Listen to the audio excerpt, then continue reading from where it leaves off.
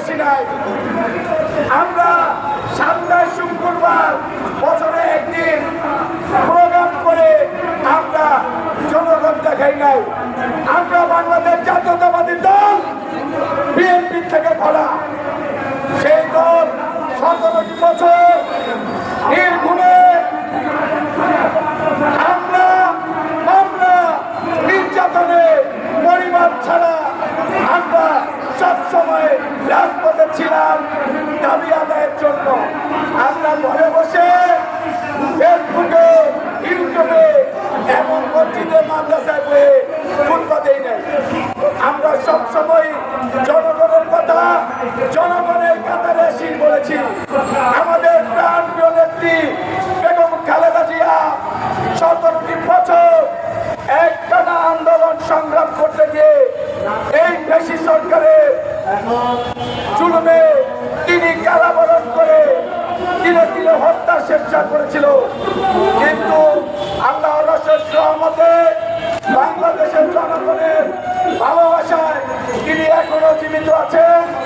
আমাদের আরেকজন বাংলাদেশ জাতীয়তাবাদী দলের তারুণ্যের আইকন দেশনায়ক তারেক রহমান 17টি বছর আমাদের নেতৃত্ব দিয়ে এই স্বৈরাচার পেশি সরকারকে ছাত্র জনতার গণঅভ্যুত্থানে স্বৈরাচার পেশি সরকারকে বিদায় করেছে।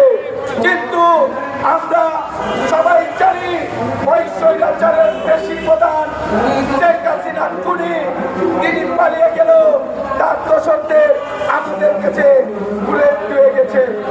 আমরা দেখতে পাচ্ছি বাংলাদেশে আরো কিছু দালালের দল আছে, তারা এখন ওই পেশিদের নিয়ে সংগঠন পাল্লাবাড়ি করছে।